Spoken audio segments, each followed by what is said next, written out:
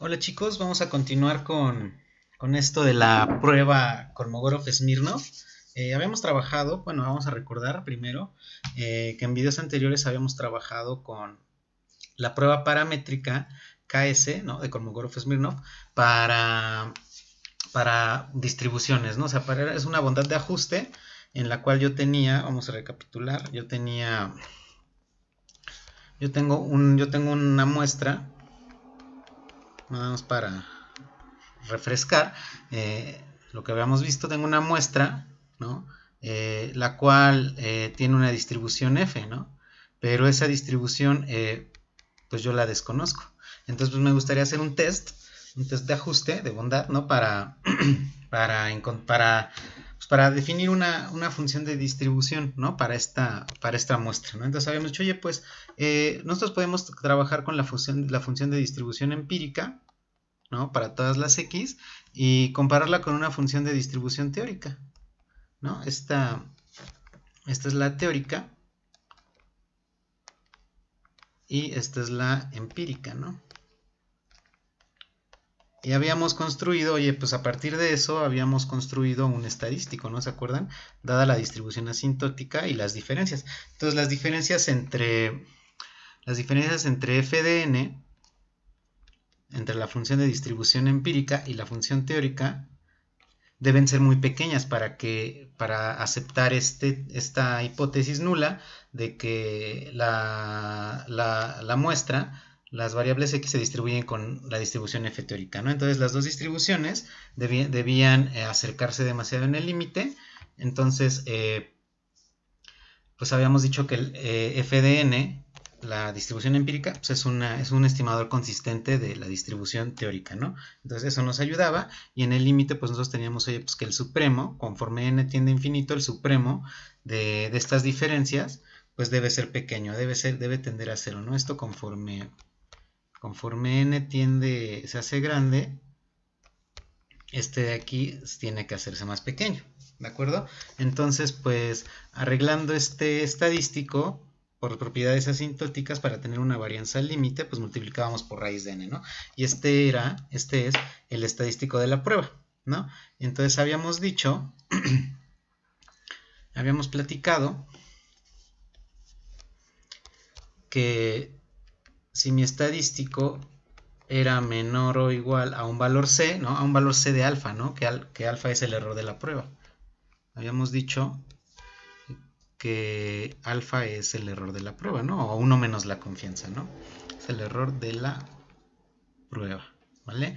Entonces, si ese estadístico era menor que ese valor C, que viene de tablas, pero pues nosotros lo sacamos analíticamente, lo demostramos cómo obtenerlo, entonces ya podemos encontrar C de alfa para cualquier confianza.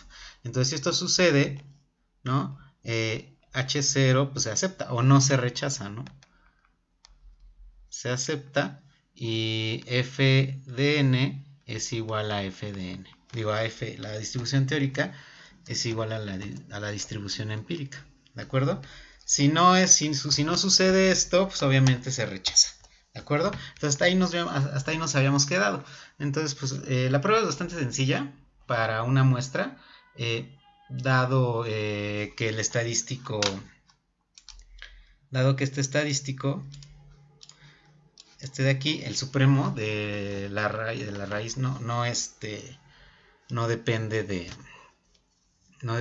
n, ¿no? Digo, no va a depender, aquí me faltó la raíz. Igual, aquí me faltó la raíz porque pues también multipliqué por la raíz, ¿no? Entonces, porque si vemos aquí, en el Excel habíamos calculado dn, que era el supremo de las diferencias positivas y negativas, y luego multiplicado por raíz de n ese supremo. Entonces está bien definida esa raíz de n por las propiedades asintéticas, ¿no? Que habíamos platicado. Entonces este dn, bueno, ya multiplicado por raíz de n, no depende de f, su distribución no depende de f, ¿se acuerdan? Entonces como no depende de f, pues habíamos llegado a esta distribución, de aquí,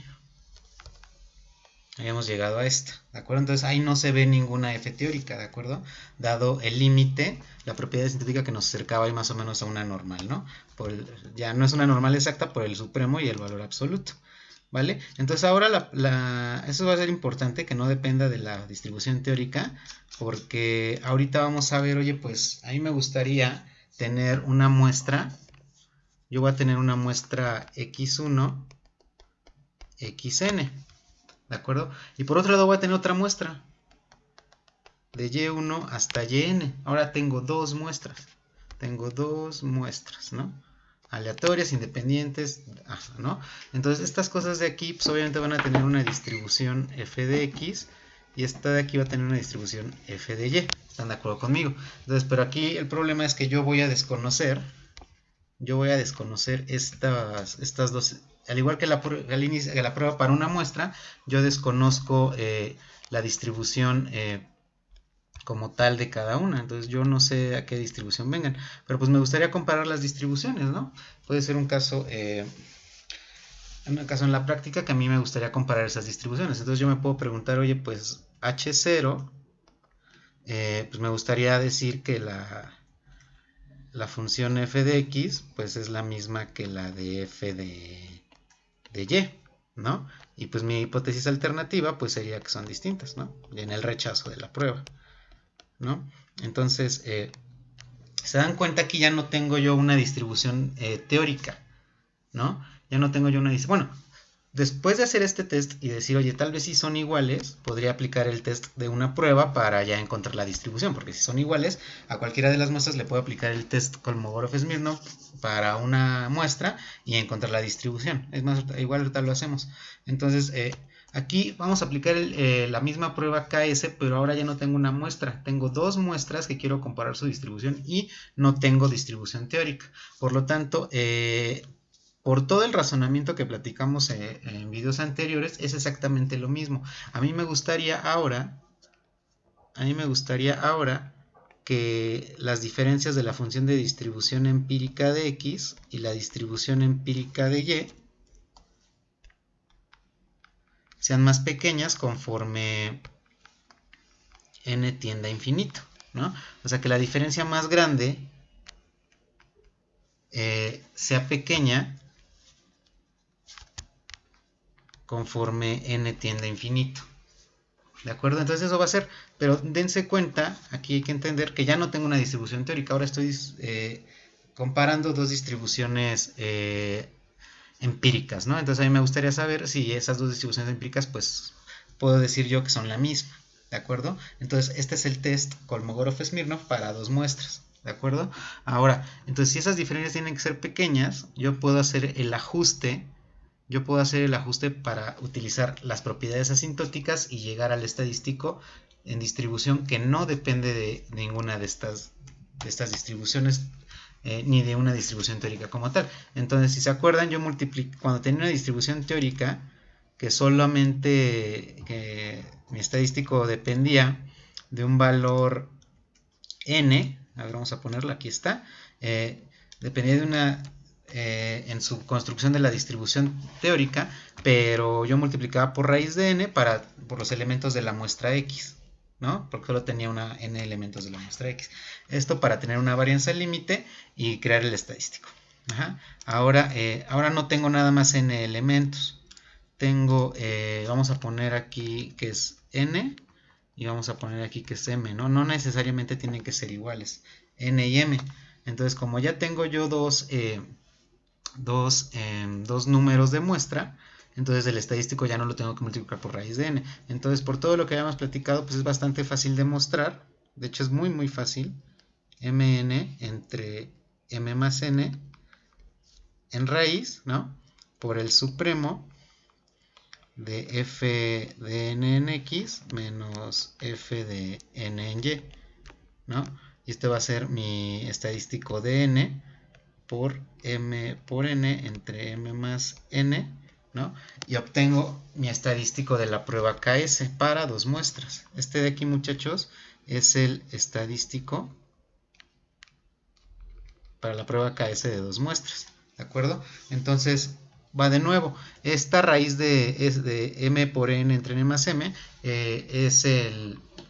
es la constante que hace que el estadístico de n tenga una varianza límite y yo puedo aplicar las propiedades asintóticas, ¿no? Entonces, ¿y qué creen? Su distribución pues va a ser exactamente la misma. Su distribución va a ser exactamente la misma. Es decir, dado que aquí no hay ninguna distribución teórica y es el mismo sentido de hacer las diferencias pequeñas, va a tener exactamente la distribución esta de aquí. Esta de aquí, ¿ya vieron? Entonces, el estadístico que sea menor o igual a un valor C va a ser igual a esta distribución. Entonces a mí me gustaría obtener el área de rechazo para encontrar los valores críticos de C, ¿no? Para cierto nivel de error alfa, ¿vale? Entonces yo puedo construir, va a ser, como no depende de las funciones de distribución la probabilidad, pues yo ya puedo hacer fácilmente, por todo lo que habíamos platicado, es el mismo razonamiento, mn entre m más n por dn, que sea mayor a c, esa es la región de rechazo, va a ser igual a 1 menos alfa, ¿no? Bueno, va a ser igual ya en distribución a 2 veces menos 1 por i menos 1 por i cuadrada por la exponencial de menos 2 i cuadrada c cuadrada. Es c cuadrada, creo que en el video pasado pusimos c, pero ya lo corregimos, es c cuadrada, ¿vale? Entonces, nada más déjenme checar que esté bien hecho. Aquí está, ¿no? Sí, aquí está 2, menos 1 por i menos 1, menos 2i cuadrada, c cuadrada, ¿de acuerdo? Entonces, eso va a ser, ¿no? Entonces, la construcción, aquí el problema va a ser encontrar numéricamente c, ¿no?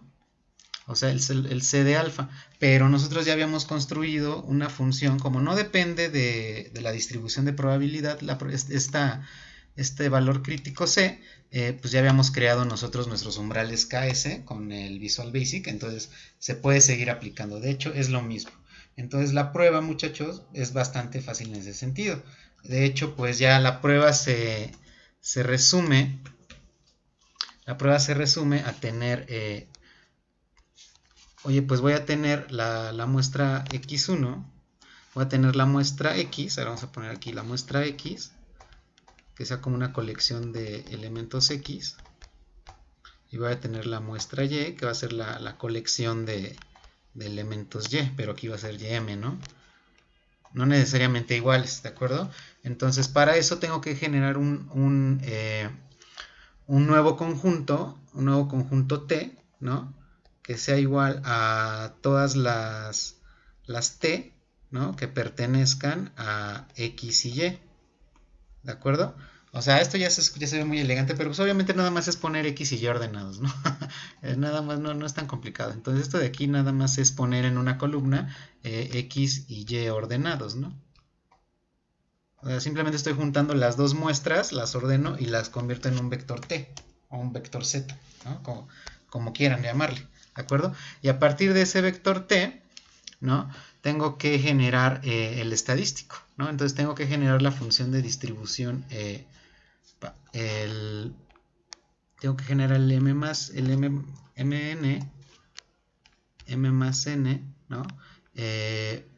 Por el estadístico de n, que es igual a esto de aquí, m por n entre n más m, ¿no? El supremo de todas las t pertenecientes al conjunto de x y y, de la función de distribución empírica, vamos a poner n de x de las t menos f de la función empírica de las y evaluada en t, ¿de acuerdo? Entonces, y ya, y una vez que tengo mi estadístico, pues ya comparo, oye, este estadístico es menor o igual a un valor c para cierto valor crítico, para cierto valor de p valor, ¿no? Para cierto valor de error de alfa. Si esto sucede, entonces H0 se acepta o no hay evidencia estadística suficiente para rechazarla y decimos que la distribución de X es la misma que la distribución de Y. Y ya un paso posterior sería, oye, pues ya como son la misma, aplico el test KS individual a cualquiera de estas dos y propongo una distribución teórica y ya encontré su distribución, ¿vale? Entonces no es complicado. Vamos a hacerlo en el Excel. Vamos a poner aquí una hoja nueva, vamos a poner aquí KS 2 muestras y pues vamos a generar, pues como no tengo ahorita nada, pues vamos a inventarnos aquí unas muestras, ¿no? Entonces vamos a suponer aquí, vamos a poner a X, y vamos a poner aquí a Y, ¿no? Y pues ¿qué será? Se me ocurre una variable, pues la más fácil, ¿no? La normal, ¿no? Vamos a generar una variable normal, ¿no? Distribución, como ya lo sabemos hacer, ya sabemos simular variables, distribución normal inversa, ¿no? Oye, pues ¿qué parámetro tendrá? Oye, pues la probabilidad, acuérdense que es aleatorio para un uniforme 0, 1, para que este valor sea normal de verdad. La media, pues podría ser, no sé, 50 y la desviación estándar de 15, ¿no? Entonces esta es una normal, vamos a poner raíz de 15 para que sea una normal 50-15 con varianza 15, ¿vale? Pues ahí está. Todos estos datos que yo estoy simulando, pues no sé, algo de ese estilo. Recuerden que tienen que ser datos mayores a 30 para poder aplicar las distribuciones asintóticas, ¿no?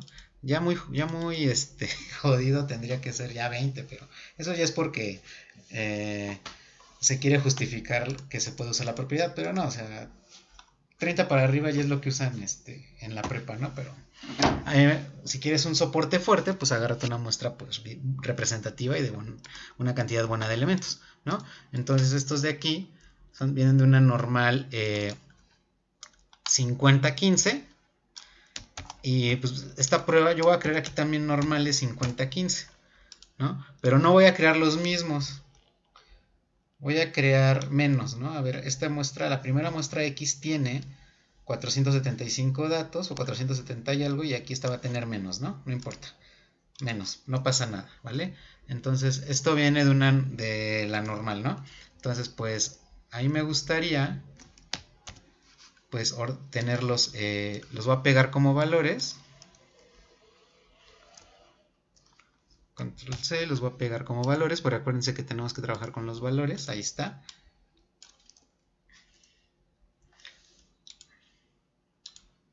Los pego como valores, ¿no? Y, pues ya. Eliminar. No estoy aquí dando formato. ¿Sale? Entonces voy a contar, ¿no? Pues, oye, pues quién es N y quién es M. N y M.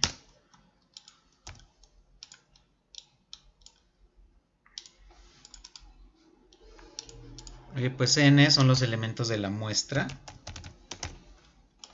de X. Y Y, pues son los elementos de la muestra, ¿no? De M, perdón, es los elementos de la muestra de Y. Entonces no necesariamente tienen que ser iguales. ¿De acuerdo?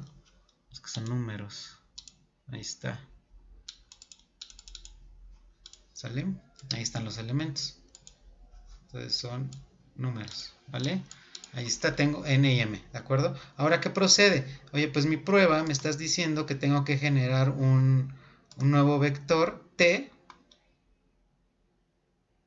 Tengo que generar un nuevo vector T que sea el conjunto ordenado de todos los X y Y. Ah, perfecto. Pues vamos a hacerlo. Vamos a generar el vector T, ¿no? Que va a ordenar todos los X y Y. Entonces vamos a poner este de aquí. Lo vamos a pegar acá. Voy a copiar todos los Y también. Y los voy a pegar abajo. Ahí está. Entonces ya tengo todos los X y Y, ¿no? Los voy a ordenar, datos. Los voy a ordenar, ¿vale? Y los voy a limpiar, les voy a quitar los duplicados, ¿no? Para que no haya problema. Dice que no hay, pero si llega a ver los elimino. Y ahora sí, ¿ahora qué tengo que hacer? Tengo que evaluar las funciones de distribución empíricas de X y de Y. ¿De acuerdo? Ah, pues perfecto. ¿No? Pues, no sé, pues para tenerlos ordenados también los de X. Pues ahí está, y voy a ordenar los de Y. Ahí está. Y voy a generar la función de distribución empírica, pero pues nosotros ya la tenemos calculada, ¿no? Era contar, si conjunto y demás, ¿no? Entonces aquí voy a poner fn de x y subíndice.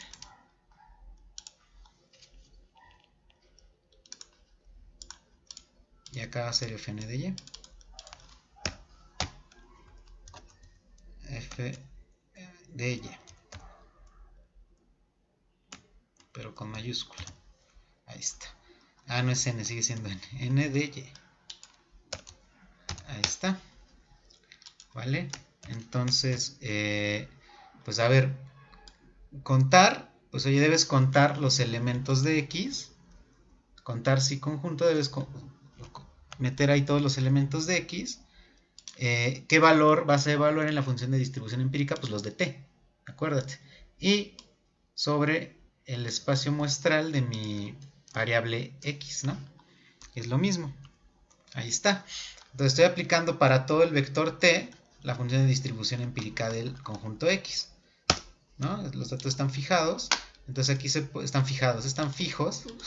Entonces se puede ver aquí que este valor, por ejemplo, el 36.47 no pertenece a x. ¿Por qué? Porque la probabilidad es 0. La función de distribución acumulativa es 0. Entonces, pero si tú la haces para y, pues vamos a ver, movemos nada más esto. Bueno, vamos a hacerlo bien. Vamos a poner aquí, son los datos de y. Aquí está. Y acuérdate que son menos. ¿Valuado en qué punto? Pues en mi punto de t. Ajá. ¿Y en qué conjunto otra vez? Pues en el de y. Lo fijo. Y ahí está. Y aquí sí tengo un nivel de probabilidad porque ese sí está en t. Digo, está en y, ¿de acuerdo? Entonces tengo las distribuciones empíricas, terminan en 1, ¿ya vieron? Entonces aquí ya había acabado la distribución de x y aquí termina la de y, pero pues no pasa nada, ahí están. Ahí están las dos funciones de distribución empíricas, ¿de acuerdo? Entonces si yo hago una gráfica, entonces yo ya sé que la de función de distribución empírica es un estimador consistente. ¿Qué significa que sea consistente? Pues ya lo sabemos, que en el límite debe tender a la función de distribución, al parámetro como tal, que en este caso es la de función de distribución. Entonces si yo inserto una gráfica, pues puedo ver que pues sí, obviamente las dos distribuciones pues son iguales.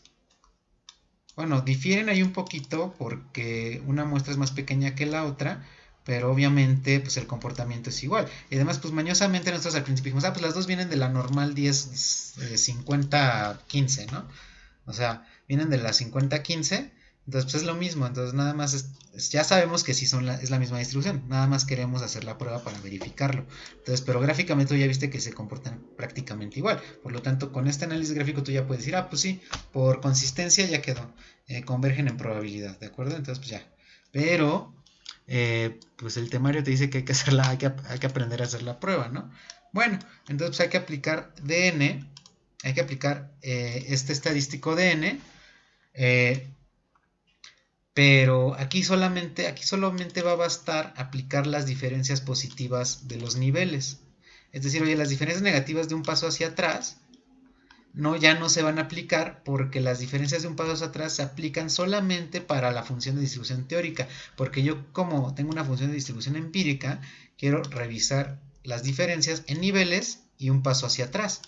¿Por qué? Porque tengo una distribución teórica, ¿de acuerdo? Pero aquí como no tengo una distribución teórica, pues basta nada más con hacer las diferencias positivas, ¿de acuerdo? Entonces, basta nada más con poner el DN, porque como son datos empíricos, no es necesario revisar un paso hacia atrás. Entonces, pues ya nada más hago el valor absoluto de las diferencias, ¿no? O sea, de f de x menos f de y. ¿De acuerdo? O sea, lo que estamos haciendo es evaluar estas diferencias, ¿no? O sea, estas diferencias. Oye, pues el supremo, pues acuérdate que ya nada más era el máximo de esas diferencias. Bueno, de dn y de dn más y de dn menos. Pero aquí como nada más tenemos dn más, pues ya. Entonces dn pues va a ser el máximo, o sea, el supremo de todo esto, ¿no? De estas diferencias. Ahí está, yo obtengo mi supremo, ¿no? Este es el supremo, ¿no? ¿Vale? Ahora pues me gustaría pues generar ya el KS, el estadístico KS. Que obviamente ya no va a traer el N, va a traer aquí un cociente de N por M, N más M, ¿no? Y ese va a ser mi nuevo estadístico, ya el KS como tal. Va a ser el KS para dos muestras, ¿vale? Entonces pues ya nada más hago raíz de N por M, donde los dejamos aquí, N por M, y esto dividido entre la suma de N más M. ¿Vale? Y cierro raíz y pues ya nada más me toca multiplicar por el supremo que obtuve y llego a 1.12. 1.12, vamos a hacer esto un poquito más grande para que quepa.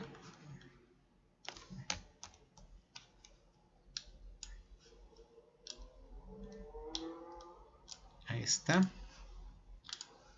Aquí es puro formato. Perfecto, ¿no? Ese es el KS. Este es mi valor KS que yo debo comparar. ¿Con quién?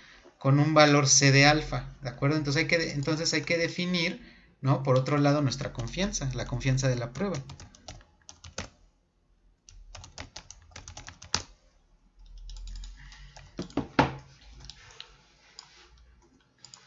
Oye, pues ¿qué confianza queremos? Oye, pues no sé, vamos a pensar un 95%, ¿no? Entonces el p-valor, o sea, el alfa,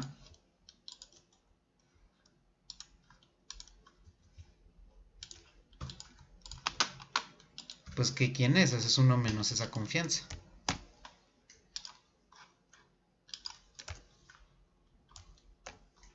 Es un error de 5%, ¿no? Y ahora sí, ¿quién sería C? O sea, C de alfa que satisface esa probabilidad.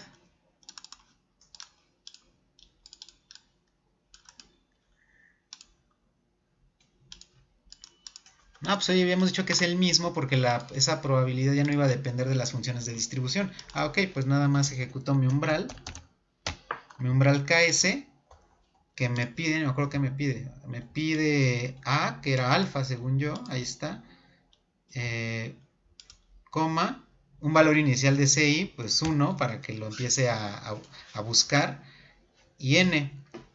Ah, pero cuando N y M tienen infinito, pues no pasa nada, pues vamos a utilizar N porque dijimos que es lo mismo. Entonces obtengo el valor de las tablas. O sea, si ustedes se van a tablas van a encontrar que es 1.35 o 36, ¿no? Entonces ese es mi valor que yo tengo que comparar. Entonces, ¿quién es menor? Ah, pues mi estadístico es menor que el C.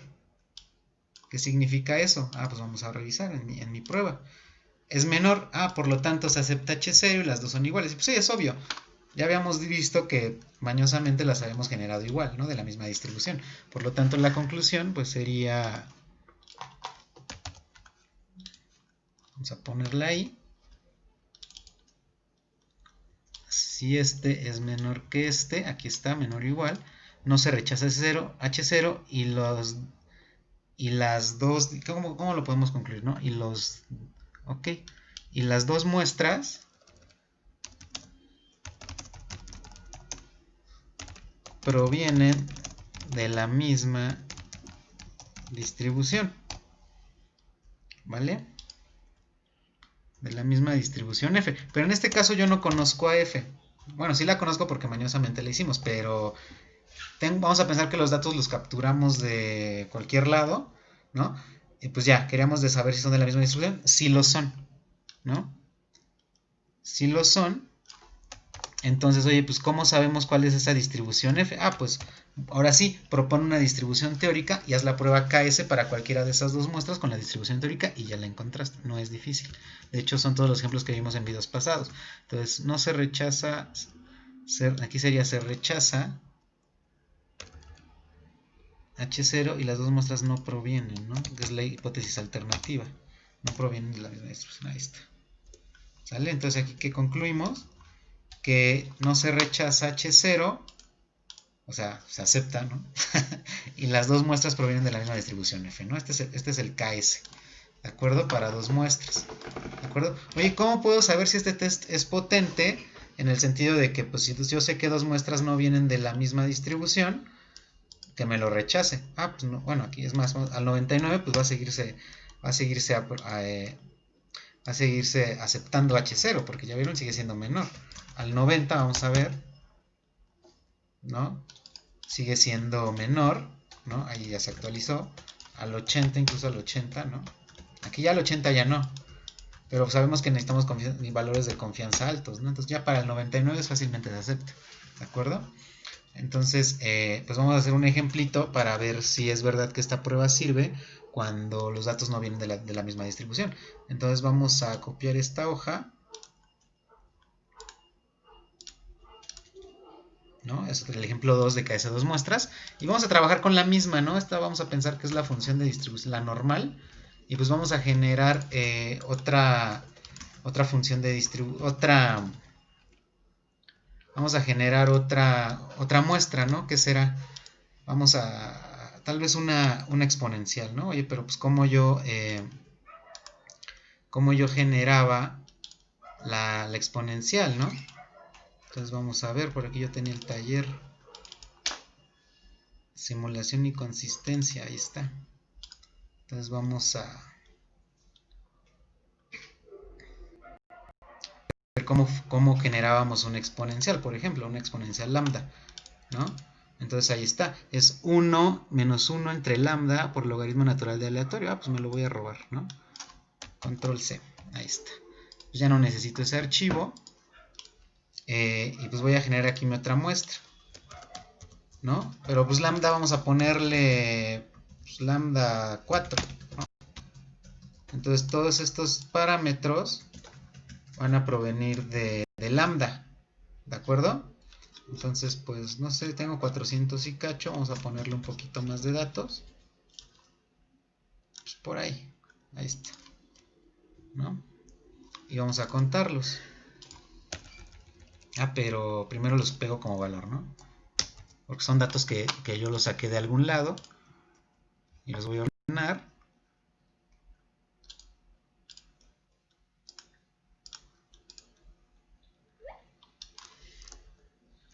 Son exponenciales, ¿no? Ahí está. Y pues ya ahora sí los voy a contar. Ya había contado, ahí está. Y tengo 330 y aquí traía 353. Es lo mismo, da igual, ¿no? Entonces pues ya nada más es cosa de organizar mi vector t, ¿no? Entonces hago exactamente lo mismo. Pero si te das cuenta, pues aquí están, los valores son muy pequeños y estos son de 50. Entonces vamos a hacerlo con otro parámetro lambda para que los datos se parezcan más, ¿no? Porque pues, ¿qué chiste tendría hacerlo así si los datos son muy pequeños y los de la otra son grandes? Pues obviamente tú luego de ver datos muy pequeños en Y y datos muy grandes en X, pues vas a decir, oye, pues no vienen de la misma distribución, ¿no? Entonces nos vamos a poner un lambda 50, ¿no? Que pues sigue siendo muy pequeño. Bueno, se hace más pequeño cada vez. Pues no importa.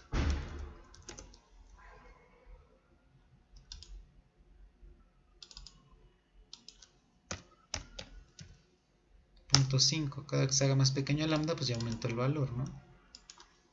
0.05. Ahí está, mira, ya se empiezan a aparecer. Lambda va a ser de 0.05, ¿no? Esta es una exponencial con lambda 0.05. Perfecto. Con control, pego. Ya los voy a ordenar.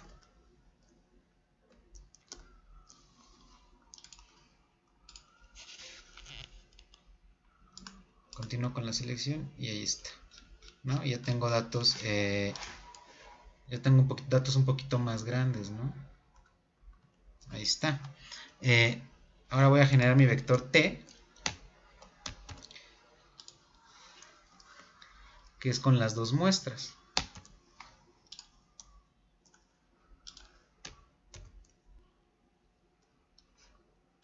¿Vale? Y luego voy a pegar abajo los de Y. Y es lo mismo. Nada más que vamos a ver aquí que sí, que nos va a rechazar la prueba. Pego mis valores X y Y. Ordeno todo el vector, ¿no? Y procedo a aplicar la prueba. Es decir, oye, pues... pues esta es la misma, ¿no? Porque si llega el número de elementos, las X están bien. La Y es la que hay que cambiar nada más, porque trae menos elementos. La función de distribución empírica de Y. Ahí está.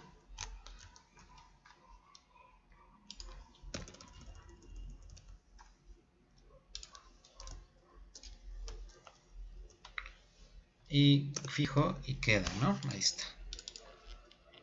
Sale. Entonces, pues, luego se ve, ¿no? Luego se ve que el azul es la normal. Y de hecho sí converge, ¿no? Sí se parece a una distribución acumulativa normal. Y la exponencial también se parece a una función de distribución acumulativa normal. Digo, perdón, exponencial.